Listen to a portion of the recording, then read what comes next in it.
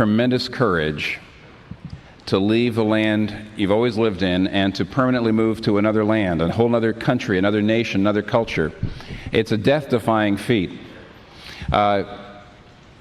Kathy's, my wife's great-grandfather, sometime at the end of the 19th century, left his pregnant wife behind and went to western Pennsylvania, left Croatia, left Zagreb, or the vicinity of Zagreb, went to Croatia, and went from Croatia to the western Pennsylvania, worked in the mines, and for 8 years didn't communicate with his family, couldn't. There's no way to do it. And so she waited, and she raised her son, and one day all that came in the mail were tickets and the name of a railway station in western Pennsylvania. And so what did they do? They took essentially a bag, they left everything else behind but what they could carry, and the tickets, and the name of the railway station, and they went to the port, and they got in steerage and came through Ellis Island, and at a series of places on boats and trains, they had pinned to the coat the place they were going. That's all they knew. They knew no language. They had nothing. They had no connections. They had no language. They had no resources. Nothing. And when they showed up at the railway station in western Pennsylvania, believe it or not, even though there was no way to make any kind of communication, there was Kathy's great-grandfather waiting with a wagon. You know why? Because every day for 3 months, he had hitched his wagon up and come down to meet the daily train. Because who knows? This might be the day his family came. And he was there. And they came. And they worked in the mines and so on. But now, that kind of story is multiplied many times over today, far more than before, and we live in a city of immigrants. And when you ask the question, why would you do that? Why would you courageously risk everything? And the answer is almost always the expectation and the hope of a better life. People don't leave one country for another for a worse life. They expect a better life. And it takes courage, but that's their hope and that's their expectation.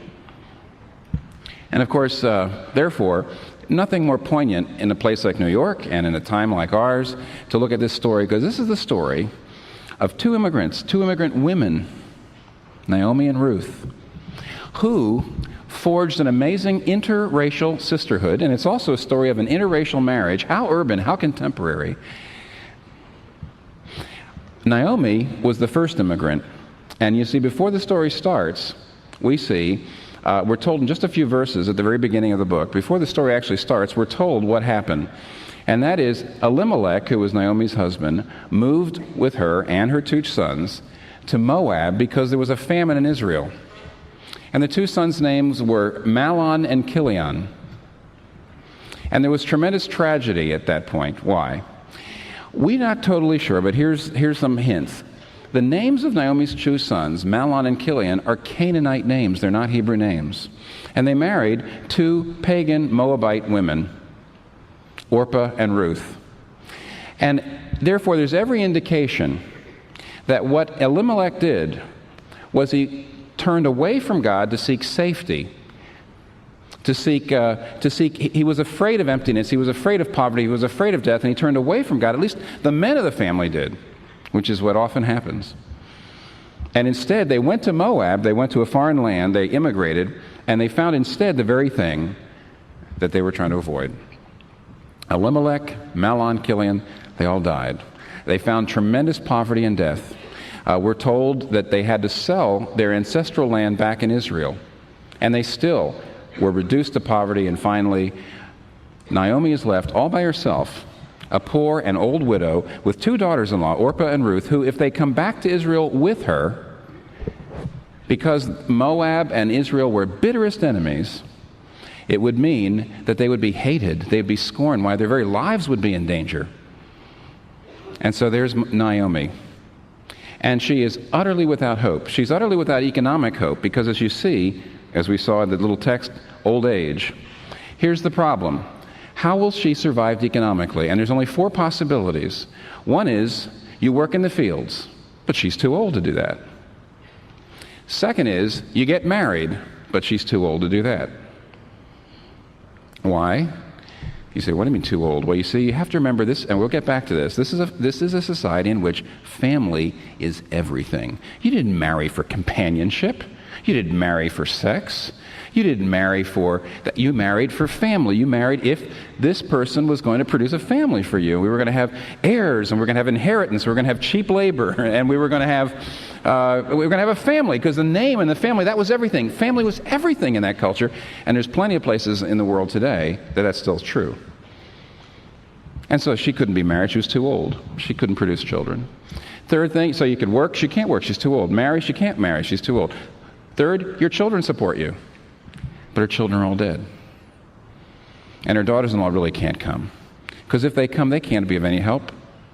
They're Moabites, you see. They're absolute outcasts. They're outsiders. And then last of all, the only other possibility would have been to rent your land.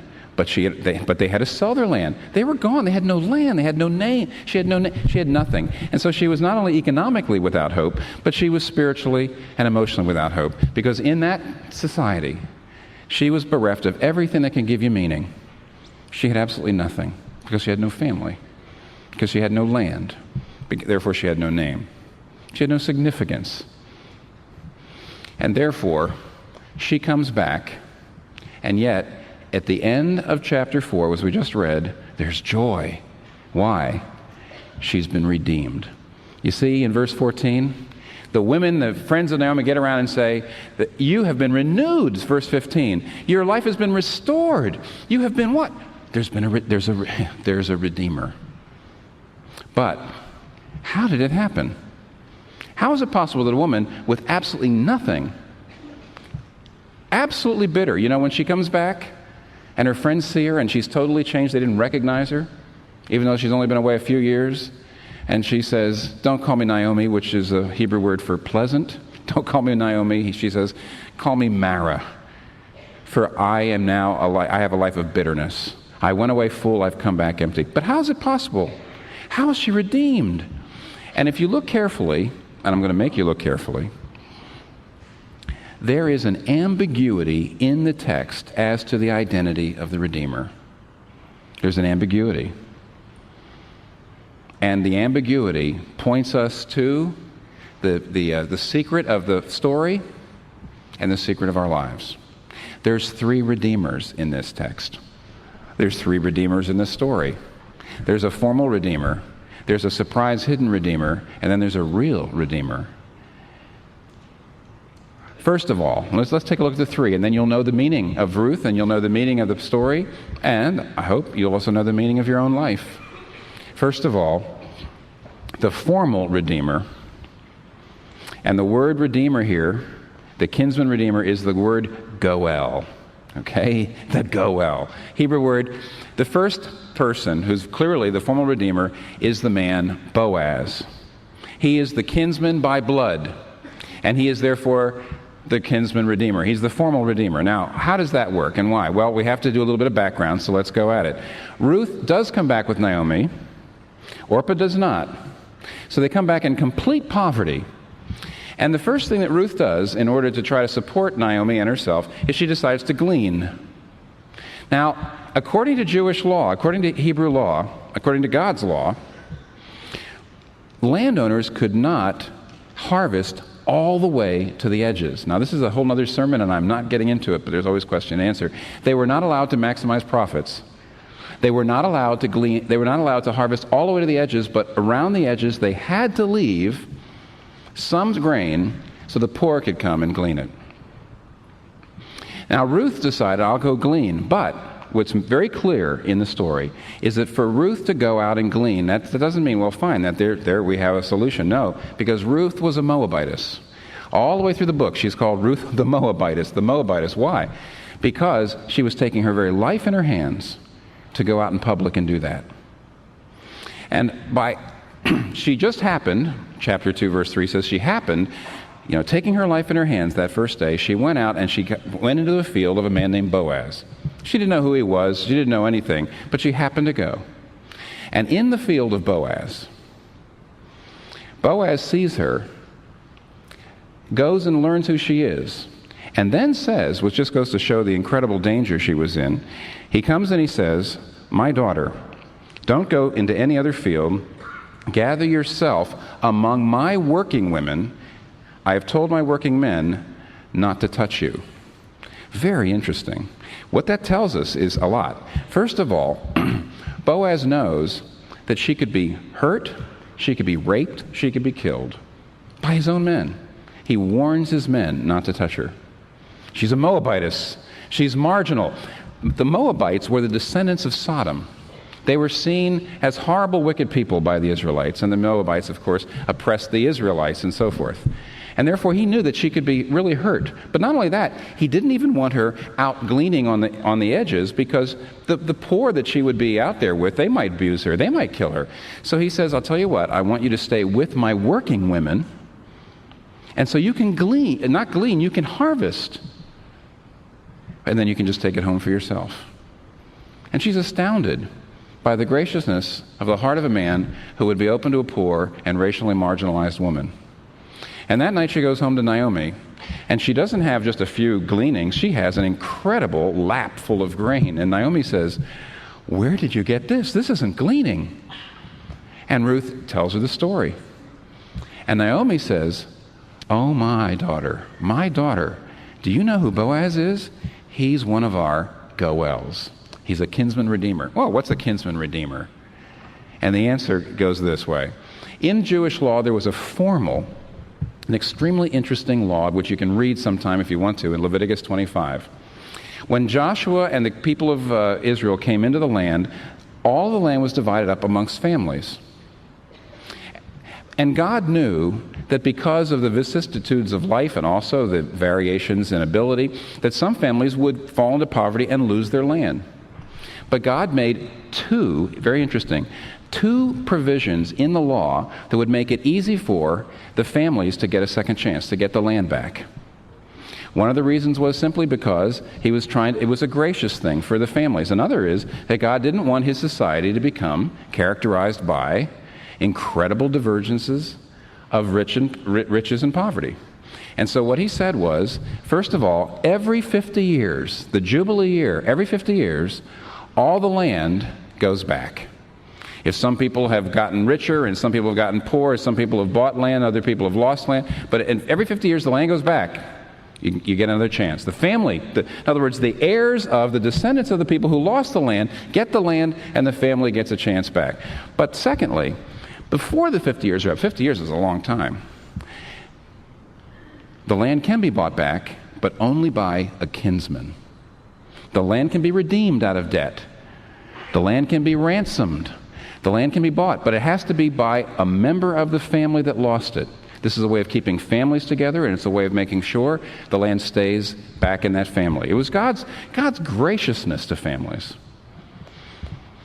And when Naomi realizes that Ruth has happened, accidentally, so to speak, to actually find one of the relatives that she has left, she suddenly says, you realize what this might mean?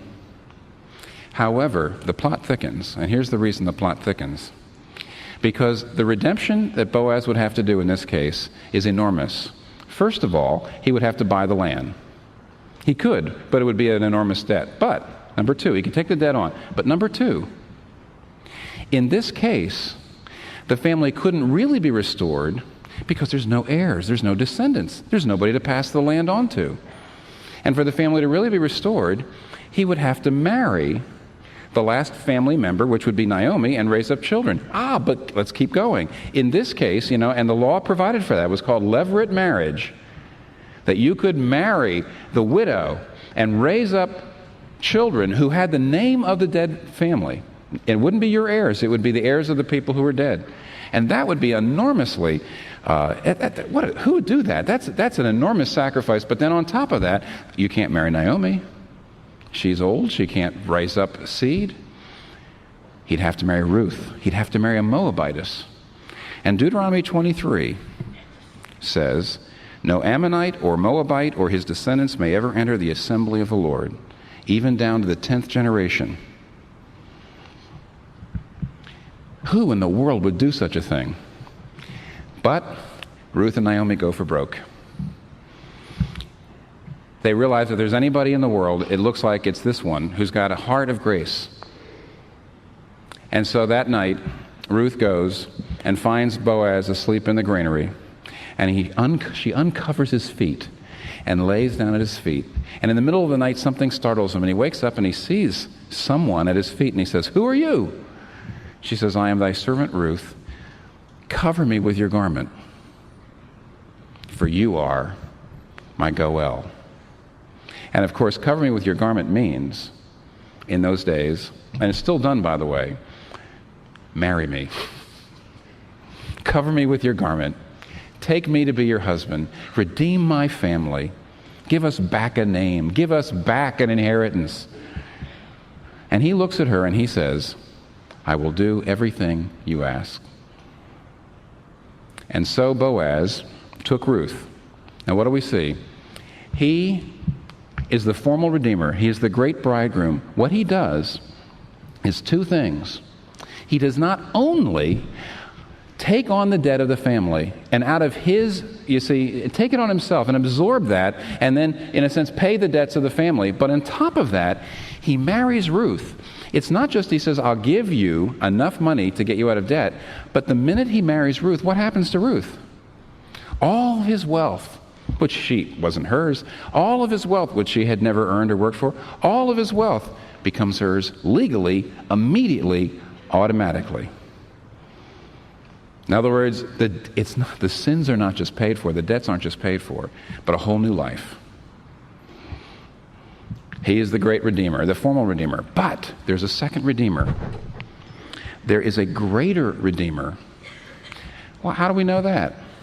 Because the name of the book isn't the book of Boaz. The name of the book is the book of Ruth. And in verse 15, we see the other redeemer, the hidden redeemer. And I'm going to put it in context for you. One of the most startling things you could ever read in an ancient document.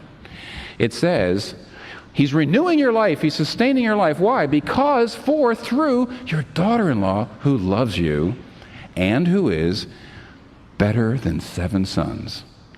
Boy, the reason that we're not all getting goosebumps when we read that is because we don't know enough about traditional society, but let me help you. The story of Ruth is this. Why did Ruth come with Naomi? It was pretty simple. And actually, if you've been to weddings lately, you've probably read a little bit about what Ruth said. You see, Naomi says to Orpah and Ruth, "Go away. You know why? You're not going to be of any help to me. Here, you've got fathers. Here, you've got mothers. Here, you've got wealth. Here, you've got standing. Here, you've got connections. Don't immigrate. Here, you've got everything, but if you come with me, you'll have nothing." And Ruth, we're told, clings to her. And in many, many, many, many weddings, we read what she says. It's in the first chapter, and it goes like this. She says, "Entreat me not to leave thee. For where you go, I will go. Where you lodge, I will lodge. Your people will be my people, and your God, my God." And unfortunately, and I can see why, most, at weddings they like to read that. It's so beautiful, or they put it on the bottom of the bulletin, but they don't go one more verse. And I'll tell you why they don't go one more verse. You can see immediately, but you'll also see that with the second verse, the first verse really makes no sense. "Entreat me not to leave thee," she said, "for where you go, I will go. Where you lodge, I will lodge. Your people will be my people, and your God, my God. Where you die, I will die. May the Lord deal with me, be it ever so severely, if anything but death parts you and me." Now, what happened here? Let me tell you what happened here. If you read the first part, you will see Ruth saying, "I will go with you, I will lodge with you, and your people will be my people, your God, my God." And it sounds like she's saying, I don't believe in your God, but I'd like to. That's not what she's saying. Because if that's what she's saying, she would never in a million years have done what she's doing. Every immigrant leaves, it's very courageous to leave, but every immigrant leaves expecting a good life, a better life. Why else would you leave? You expect a better life. You say, well, I know this is hard, I know this is difficult, I know I'm taking my life in my hands, but I have hopes in a better life. And what is she saying? She was saying, I'm coming with you, and I expect a worse life. She says, the Lord deal with me, be it ever so severely, if I let anything except death part me from you. But she expects the anything. She expects all kinds of anythings. She expects them one after the other after the other. She's trying to say, I'm going to get them, but it doesn't matter. She is one of the few immigrants, if not the only immigrant I've ever met, who said, I am immigrating, and I expect a worse life. She's also unlike most Christians. Many, many people say, I'm becoming a Christian. Why? Because I now expect a better life. She doesn't expect a better life. And here's why she can do it. She can do it because she says, may the Lord deal with me. Now, you know, God is the generic name. Elohim. It's a generic name for God. But whenever the trysting name, the love name, the personal name of God is used in the Bible, the name that God revealed to Moses in the burning bush, the name that God said in the burning bush, this is the name for the people who know me intimately and personally, not just afar off as a great impersonal deity, but those who are my lovers, those who are my friends, those who are my family. He says, my name is Yahweh. And in the Bible, in the Old Testament, when you see the word Yahweh, it's translated Lord, but always in small caps. And what she is doing is she is using the covenant name Yahweh. She could never do such a thing. She's making a baptismal vow in a sense. She would never be doing that unless she had already said, I believe. And because she said, I believe, she knew what she had to do. Her decision was clear but hard. Listen to that, clear but hard. On the one hand, she knew that if she stays where it's comfortable, where she has a name, where she has a family, where she has suitors, where she has prospects for another husband, where she has safety, her faith will die. She has to be with the people of God. She can't stay there. She knows doggone well that if she stays where she'll be materially great, and you see power great, status great, her faith will go down to nothing. And if she goes to where she can grow in faith, her status will go down to nothing. It's a simple decision. She knows the right thing to do with regard to God, but then secondly, she knows the right thing to do with Naomi. She knows that if they both go to Israel, there's a chance that Naomi won't die. But if she doesn't go, she stays home, she knows Naomi will perish. And therefore, Ruth knows this. If Naomi's going to have a life and get a life back, Ruth has got to throw hers away. If Naomi's going to have a name and a land and a progeny, Ruth has to essentially give up all the sure things she's got. Her own name, her own father, her own wealth, her own family. And so she does. Don't you see? She impoverishes herself so that Naomi eventually can become rich. She suffers outside the gate. She becomes an alien and a stranger. She leaves the familiar and goes out not knowing whither she went. But as a result, Naomi is redeemed. Your daughter-in-law, who loves you, is better than 7 sons. Now, don't you see we've got 2 redeemers, the great mighty bridegroom. You see, the one who marries her and his wealth becomes hers. And he goes into debt and her debts are wiped out. And the suffering servant, the one who goes outside the gate, the one who becomes an alien, becomes marginalized, so that Naomi's marginality and Naomi's poverty can be restored. Now, what do we have so far when we look at Boaz and Ruth? And I'll tell you, we've got 3 things that should just cut us to the quick. First of all, let me help you if you don't see them. Number 1, we learn the spiritual dynamite of friendship. Why is Ruth life changed? It's amazing to hear a Moabitess taking the name Yahweh on her lips. And you know why? Because she must have watched Naomi suffer with dignity, suffer in faith. She knew my Naomi. I mean, daughter-in-law, you know your family. You know the people inside, right? And she wanted the same God as Naomi. Now, what does that mean? Do you see the power of friendship? Now, here's what I'm afraid of. I am very afraid of this. Some of you are saying, oh, yeah, friendship, right. Friendship, okay, I got it. Now move on. I know, we got to be friends. No, you don't know. I don't know either. What changed Ruth's life? It wasn't a sermon. It wasn't programs. It wasn't a great book. It wasn't incredible arguments. And then let's go backwards. What changed Naomi's life? She was poor. Was it a government program that changed her life? Do you see what I'm saying? All the economic redemption and all the spiritual redemption, it all happened through nothing but a friendship, and there's nothing else to it. Friendship is about the only way I know to change somebody's life. And you don't have nobody, no matter how great a speaker you are, or no matter how smart you are, no matter how powerful you are, whether you're the President of the United States or, is that how you're going to change the ghetto? If you're a great preacher and you really are articulate, is that how you're going to change people's lives spiritually? I tell you, listen, if you come here and you don't have a friend with you,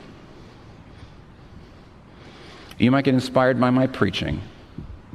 Your life isn't going to be changed. If you don't have a friend to think about this with and work it in with, you're never going to learn. And over the history of my education, the times in which I've learned the most, the places, the courses, the professors in which I said, that really changed my life, I look back and I realize it wasn't the professors, it was the people I was learning with, the friends, the people I ate in the cafeteria with afterwards, the people that worked it in.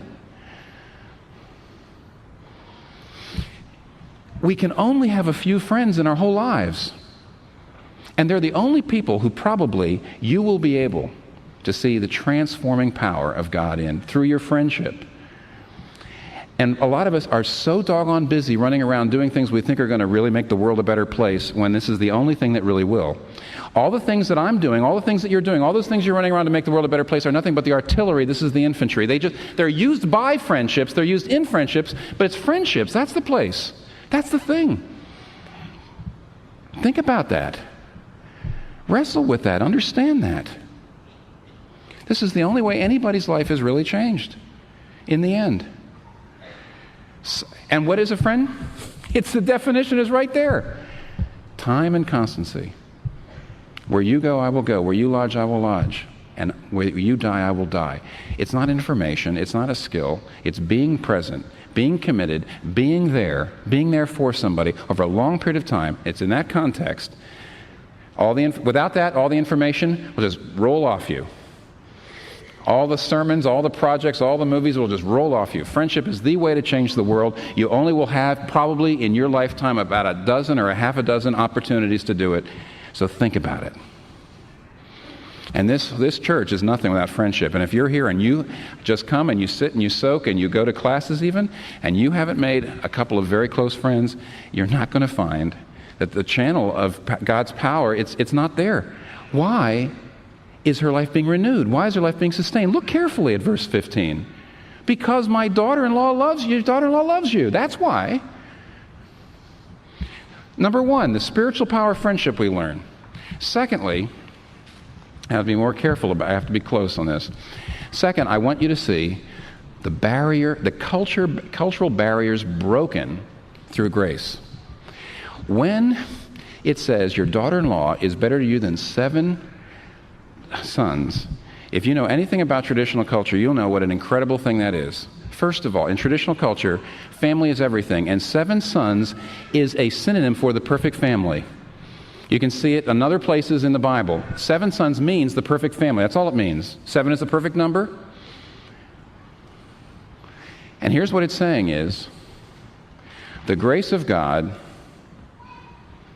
in the person's life, and your relationship with people in whom that grace is more satisfying, more fulfilling, more transforming than a perfect family. Then on top of that, traditional culture also says, daughters are not like sons. Oh no, sons are better. Sons are much better. Traditional culture has always said that. Why? Because if you're trying to build a family, sons, not only, even today, but even certainly back then, society gives men access to power. And so if you want to have power, you'll have sons. What do you think is happening in the lands, by the way, where you're only allowed one child? What are they doing? They're making sure they only have sons. I mean, this is the way it's always been. But the grace, the gospel breaks through that too. The gospel says, the grace of God in this woman's life is better to you than 7 sons. Better to you than a perfect family. And then, of course, don't forget, traditional society not also says family is everything. The gospel knocks that down. Men are everything. The gospel knocks that down. Your race is everything. The important thing is to stay in your culture and stay with your race. But no, this is an interracial marriage. This is an interracial friendship. The gospel tries to say, absolutely not. The gospel knocks that down too. Here's what it's going on. The Bible says that if God isn't central in your life, you will be defined by culture. You will feel like, I've got to have a perfect family, for example, and you'll kill yourself to get it. But when the grace of God comes into your life, you're freed from that. You don't need it anymore. Now, I know there's a lot of you who have said, oh, I'm free from that. I have moved into Western individualistic culture. I'm free from this idea that you have to be married and have children and all that. How patriarchal, how horrible. No. I mean, that may be true, but no, you're not free. I'm not saying that's not patriarchal or horrible. I'm saying you're not free. What I'm saying is, now it's not a perfect family. It's not 7 sons. It's a perfect body you need. It's a perfect career. It's a perfect social calendar. You've got to be in the right parties. You've got to be with the right people. You've got to have the right press notices. You have to have the right reviews. And you scorn everybody who's not in your circle, just like the people that in the traditional culture scorn the women over the men, scorn your race over other races. The gospel comes in and breaks all that apart, totally breaks it apart, and says, if God is in the center of your life, that is better than any of these other things. These things aren't as important. They're just not. And when the gospel is in your life, you yourself get rid of that condescending attitude toward the people of the other gender, the other race, the other class. You're free in your heart, and therefore you're free in your relationships. Do you see? That's what the Book of Ruth is about. The barrier-breaking power of grace, the ability to break through cultural barriers. And it's astounding that so far back, out of ancient times, a book like that would come. It's amazing. And then lastly, there's 3 things we see here.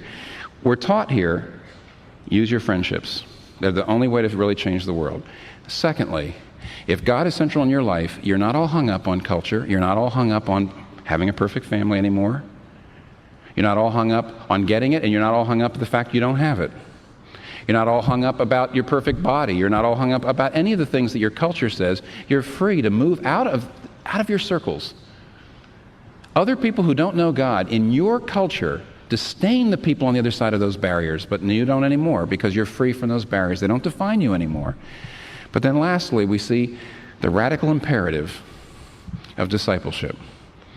Ruth says, I will obey, I will do the right thing, and I don't expect a good life. I don't expect to get a husband. I don't expect money. I don't care. Nothing but death will keep me from doing what I ought to do. She knows that if the Lord is her Lord, she can put no conditions on her obedience. Do you remember the place? There's a place where Joshua, before the Battle of Jericho, sees a man of war with a sword. And he goes up to him and says, are you on our side or theirs? And the man says, no.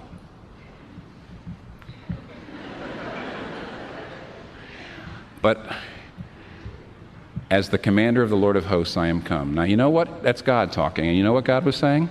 When you say, Lord, I'll serve you, but are you on my side or their side? When you say that, what you're saying is, my side means my goals. In other words, God, I will ask you into my life, but what is sovereign is not you, but my goals.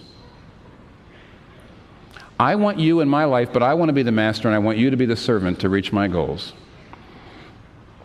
And God says to Joshua, and God says to us, when you say, are you on my side or theirs?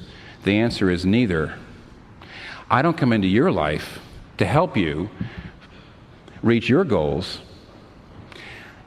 I'll let you, though, into my life. You see, not do I come into your life as your servant, will you come into my life, God says, as my servant. That's the only issue. I can't relate to anybody any other way. Now, friends, some of you right now are saying, I think Christianity, I like Christianity, but if I get into God, will I be able to have the self-esteem I want, the confidence, the career I want, the relationships I want? Is God on my side or not? And the answer is, that's the wrong question. As soon as you say, I will obey if, on the other side of the if is your real reward, and you're just going to use God as a servant to get there. If there's any conditions on your obedience at all, any. If you say, well, I'll obey, but not if I don't get this and not if I don't get that, and what's the good? Do you see what God says? Do you see what Ruth is saying? I can't believe it, but it's true. When you become a Christian, the first thing is you expect a better life, and Ruth does not. Every Christian should say what Ruth says. May the Lord deal with me, be it ever so severely. If I expect a great life, all I want is the opportunity to obey. I take the conditions. I take my hands off my life. I take all conditions off my obedience. Come that way or don't come. Now, are you all ready for the sermon to be over? Are you saying, wow, I'm real excited now. I see I can change lives through friendship. I'm going to do better at that. And we have to reach out across cultural barriers, and I'm going to do that. And I have to really obey God, really, really. And boy, my life will be totally changed. I'll be so strong. I'm going to do that. If you're ready for this sermon to be ending, and you're not crushed by it, you're not very thoughtful. There's nothing inspiring about this. If you know your heart, you'll never be able to do it, because there's not just two redeemers. There's another one. In verse 14, unless you find this redeemer, you'll never be able to follow the example of Ruth and Boaz. In verse 14 and 15, it says, the Lord be praised, he has not left you without a redeemer. And then it says, he will be great in Israel. Wait a minute, Boaz is already great in Israel. Who are we talking about? We're talking about the child of promise. The real redeemer is the child born in Bethlehem. The real redeemer. Now, there's something very weird. The author isn't being true to the law. The kinsman redeemer is a formal, legal status, and it's not right to say that the child is redeemed. Even you can sort of see why he would say that. But you see, what he's really trying to point to, and what we need to see, is that it's this great descendant, a child born in Bethlehem, who is the real redeemer, but who looks quite a bit like his ancient father and mother, Boaz and Ruth. Like Ruth, he left his father's throne above, so free, so infinite his grace. Like Boaz, he not only paid your debt, but he reaches out and unites with you so that all of his wealth becomes yours.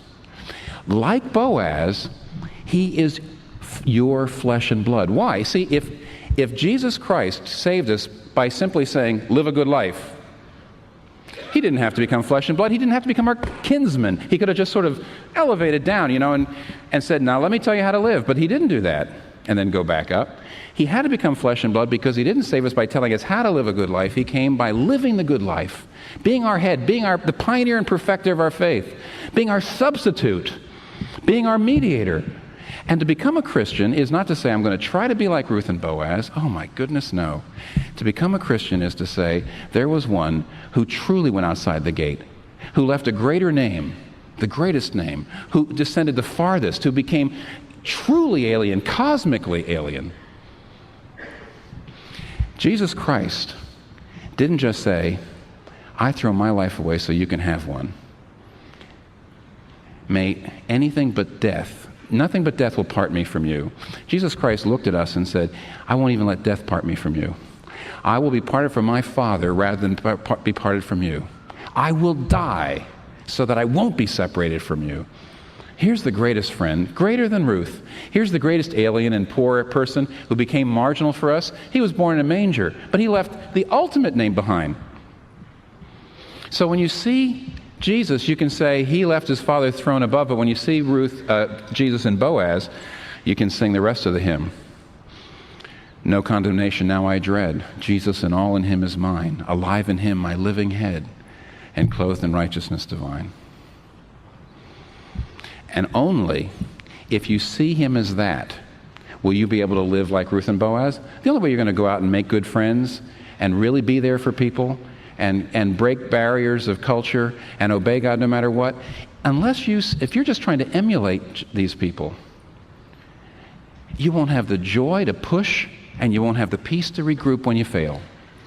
You'll be trying to prove yourself. You're trying to hope that God will give you favor if you try to live like Ruth and Boaz. But unless you see that they're pointing to the real Redeemer, unless you've seen that he has covered you with his garment and he is ravished with your beauty, And all of his spiritual wealth is now yours. And in the sight of the Father, you are absolutely loved and accepted now. And until you can see yourself as that, until you have that kind of joy and that kind of peace, you'll never live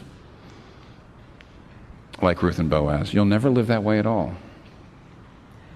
Dear friends, it doesn't matter who you are or what you've done. It doesn't matter how marginal you are. It doesn't matter what kind of failure you've been. It doesn't matter.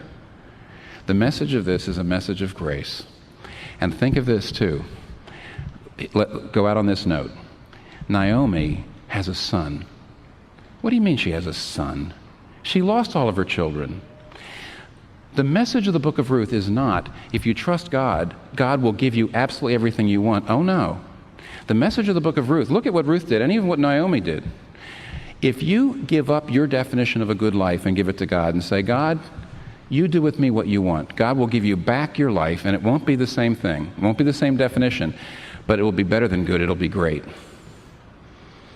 Naomi, by trusting God, Ruth, by trusting God, brought more wealth and more children into Naomi's life. Bethel Gospel, the pastor up there named Ezra Williams, will tell you this story. Bethel Gospel started years ago when two black ladies went to church in Midtown and got converted. And then they asked to go to that church, and the church wouldn't let them 80 years ago. Why not? Because they were black. Couldn't come to our church. And a German lady who really kind of was a very strong Christian woman met them and befriended them, and they said, would you come up to Harlem and start a Bible study, a Bible class for us? And she said she wanted to, and she was engaged, and she looked at at her husband or her fiancé and said, I'm going to be going to Harlem, and I'm going to be teaching black people and helping them get something started. And he said, if you do that, we're through. We're not getting married, and you'll probably never get married if you do that kind of thing. We're through. And Ezra Williams tells the story that she was very upset, but she looked down at her Bible, and the Lord gave her this verse. Sing, O barren